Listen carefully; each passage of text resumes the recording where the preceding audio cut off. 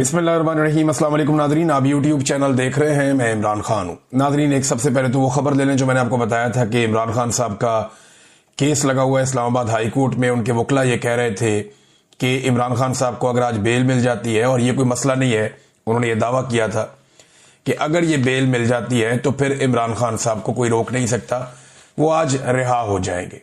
लेकिन हुआ क्या, जिसका खदशा था, जो मैंने आपसे कहा था कि जब तक इस्लामाबाद हाई कोर्ट में चीफ जस्टिस सरफराज डोगर साहब हैं, एस्टेब्लिशमेंट को या इमरान खान के दुश्मनों को कुछ भी फिक्रमंद होने की जरूरत नहीं है, क्योंकि डोगर साहब किसी भी लेवल तक जाएंगे एस्टेब्लिशमेंट को सर्व करने के लिए, ऐसा अब दिखाई देता है। हुआ यह कि जब इमरान खान साहब के केस की समाअत हुई, सबसे पहले तो यह है कि बाहर कर्फ्यू लगा दिया गया। इस्लामाबाद हाई कोर्ट में ऐसा लगता है कि मार्शल लॉ लग गया, और बाहर इजाफी नफरी पुलिस की तैनात, खारदार तारे और बड़ा बंदोबस्त किया गया। सहाफियों को और वकला को भी अंदर जाने से रोका जा रहा था। बहरहाल कुछ सहाफी जो अंदर गए, उनमें समी इब्राहिम साहब थे और दीगर कुछ और सहाफी थे। वो वहां पे अपना वीलॉग रिकॉर्ड कर रहे थे। जब वो अंदर अपनी खबरें देने में मसरूफ थे तो अमला आ गया और सिक्योरिटी वालों ने आकर उन्हें कहा कि जनाब, आप यहां पे रिकॉर्डिंग नहीं कर सकते। अब ये अदालत के बाहर वाला एरिया है, अहाते के तो अंदर है, सिक्योरिटी से अंदर है, लेकिन ये अदालत का वो एरिया है जहां पे नॉर्मली रिपोर्टर्स खड़े होकर अक्सर बातचीत करते हैं, और ये एक रूटीन है। वहां पे उन्हें कह दिया गया, जी आप यहां पे काम नहीं कर सकते। उन्होंने कहा, क्यों नहीं कर सकते जी? एसपी साहब का हुक्म है। उन्होंने कहा, जी एसपी साहब तो नहीं, यहां पे तो अदालत है, तो यहां तो जज साहब का हुक्म होगा। जी जज साहब ने कह दिया यहां कोई काम नहीं कर सकता। तो एक अजीब मार्शल लॉ लगा दिया गया। इसी हाई कोर्ट से इमरान खान साहब जो साबिक वजीर आजम है, उन्हें इसी अहाता अदालत से जबरी तौर पर अगवा किया जा सकता है। रेंजर्स वाले आके वो ये कर सकते हैं, लेकिन मीडिया यहां पे कवरेज नहीं कर सकता। ये मार्शल लॉ है और कुछ नहीं है। हुआ ये, जब समाज शुरू हुई तो पाकिस्तान तहरीक इंसाफ को बड़ी उम्मीदें थी। तो तहरीक इंसाफ को लगता था वो बात आज बन जाएगी, लेकिन पता चला कि जी प्रोसिक्यूटर अब बीमार है। और प्रोसिक्यूटर जो बीमार है, ना उसने कोई मेडिकल रिपोर्ट भेजी, ना कोई और चीज भेजी, बस अचानक बता दी जी प्रोसिक्यूटर बीमार है और वो नहीं आ सकता।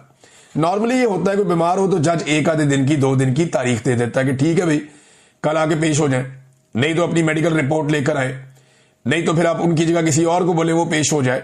सरकारी है ना, तो सरकार का काम नहीं रुकता होता है। एक प्रोसिक्यूटर बीमार है, दूसरा आ जाता है। लेकिन पता चला जनाब के प्रोसिक्यूटर बीमार है, और उसके बाद इस बीमारी की बुनियाद पर जज साहब ने कहा, जी आज तो समाअत नहीं हो सकती। तो हम आपस में मशवरा करते हैं, मशवरा करके 5 मिनट में आपको बताते हैं अब करना क्या, अगली तारीख कौन सी है। तो वहां जो रिपोर्टर मौजूद थे, बाकी सबको लगा कि 1-2 दिन की तारीख दे देंगे जज साहब। बहुत ही कोई गेम डाल दी तो 3-4 दिन की, 5 दिन की दे देंगे। पहले ही ये केस 8-9 महीने के बाद लगा है। 8-9 माह के बाद लगने वाले केस को एक मरतबा फिर एक लंबी तारीख दे दी गई 3 हफ्तों की। यह है जनाब इस्लामाबाद हाई कोर्ट में इंसाफ की सूरत हाल। अगर कोई रिटायर्ड जर्नैल आ जाए ना, तो 24 घंटों में ऑन डिमांड, यानी मनपसंद फैसला इंसाफ की सूरत में यह अदालत मुहैया कर देती है। अदलिया ऐसा लगता है कि दुकान की तरह काम कर रही है, जहां पे मुनाफा देखा जाता है, जहां नफा और नुकसान देखा जाता है कि जनाब जिस चीज में नफा है वो कर दो, जिसमें नुकसान होता है वो ना करो। और एस्टेब्लिशमेंट की गुलामी के साथ जजेस ऐसा लगता है काम कर रहे हैं। बड़ी बदकिस्मती है ये बात करना, लेकिन ये बात हो रही है। तो मैं आपको बता रहा हूं, इमरान खान साहब के ऊपर देखिए ना, एक और मामला भी है। ये सिर्फ एक केस नहीं है। जो तोशाखाना में इमरान खान साहब की बरीयत की दरखास्तें हैं, वो अब मुकर्रर की गई 7 अक्टूबर तक के लिए। यानी बरीयत की दरखास्तें 7 अक्टूबर तक के लिए मुकर्रर कर दी गई। वो इमरान खान साहब ने और उनकी वाइफ ने पहले किया हुआ था कि ये केस रोके, इसमें तो बरीयत बनती है। इमरान खान और बुशरा बीबी को सजा सुना दी जाएगी तोशाखाना 2 में। और अगला केस कौन सा आ जाएगा? वो आ जाएगा अलकादर वाला, जो लग जाएगा इस्लामाबाद में हाई कोर्ट में, और फिर उसके अंदर इमरान खान साहब को बेल दे दी जाएगी। लिहाजा इमरान खान साहब को अंदर रखने का पूरा बंदोबस्त पाकिस्तान की मिलिट्री एस्टेब्लिशमेंट ने किया हुआ है। इमरान खान साहब की जो वीडियो लिंक पे समाअत होती है ना, उस हवाले से भी एक डेवलपमेंट है मेरे पास। अब ये देखें आपके हालात कहां पहुंच गए हैं, और ये कह कौन रहा है? ये सलमान अकरम राजा साहब बता रहे हैं कि जनाब हमारे साथ हो क्या रहा है। वीडियो लिंक पे इमरान खान साहब की जो समाअत हो रही थी, उसके खिलाफ एक दरखास्त दायर कर दी थी पाकिस्तान तहरीक इंसाफ के इमरान खान साहब के वकला ने। अब वो समाअत होनी थी। अब जी समाअत के लिए वो कहते हैं जी हम वहां पे पहुंचे, और लतीफ खोसा साहब ने और सलमान अकरम राजा साहब ने इन्होंने सीनियर जज से मुलाकात की कि जनाब हमारी समाअत क्यों नहीं हो रही। तो एडिशनल रजिस्ट्रार को बुलाया गया, उसने आकर बताया कि जनाब फाइल गुम हो गई है। और जज साहब ने कहा जब तक फाइल नहीं मिलती तब तक समाअत नहीं हो सकती। हमें इस तरह की सूरत हाल का सामना है। यानी आप अंदाजा करें कि कहीं पे प्रोसिक्यूटर बीमार हो जाता है, कहीं पे फाइल गुम हो जाती है, कभी जज बीमार हो जाता है, कभी जज छुट्टी पे चला जाता है। अगर इमरान खान के ट्रायल को तेज चलाना हो और इमरान खान जेल से बाहर हो तो रोजाना की बुनियाद पर अदालतें बुलाती हैं। लेकिन अगर इमरान खान साहब के मामलात को लटकाना हो तो ये सारे काम भी हो जाते हैं। कभी रात को 12-12 बजे तक मिलिट्री एस्टेब्लिशमेंट के इशारों पे केसेस चलाए जाते हैं, जेल के अंदर ट्रायल किए जाते हैं। और कभी जजेस 6-6 महीने 8-8 महीने केस सुनने के लिए मुकर्रर नहीं करते। ये इमरान खान साहब को अंदर रखने के लिए एक साजिश के तौर पे पूरा निजाम काम कर रहा है और हम ये होते हुए देख रहे हैं। ये तारीख का हिस्सा बन रहा है और अदलिया की तारीख मसख हो रही है। इस पे जो गोल मेज कॉन्फ्रेंस वकला की होनी थी सुबह, वहां पे बड़ी पुलिस भेज दी गई और वहां पे भी बड़ा दबाव बनाया गया जनाब कि ये गोल मेज कॉन्फ्रेंस जो है वो उसको सबोटाज किया जाए। लेकिन फिर वकला बैठे, ये सीनियर तरीन वकला हैं, इनमें ज्यादातर वो हैं जो सुप्रीम कोर्ट बार एसोसिएशन के सदूर भी रह चुके हैं, जो जर्नलिस्ट कवर करते हैं सुप्रीम कोर्ट को और हाई कोर्ट्स को।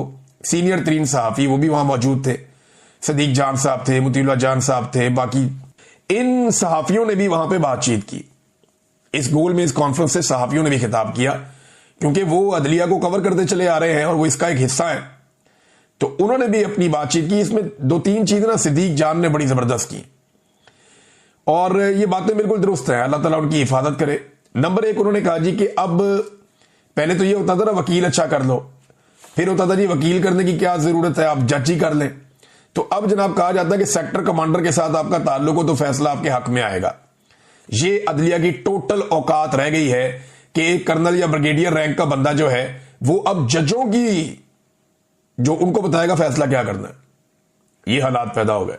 नंबर 2 उन्होंने कहा जी कि जो वकला मायूस है ना और जो अदलिया की हालत हो रही है उसके लिए ये बड़ी जुर्रत की सदीक जान ने, उसने सीनियर वकला के सामने बैठकर कहा कि इसके लिए आप सारे जिम्मेदार हैं, आप लोगों ने वक्त पे आवाज नहीं उठाई।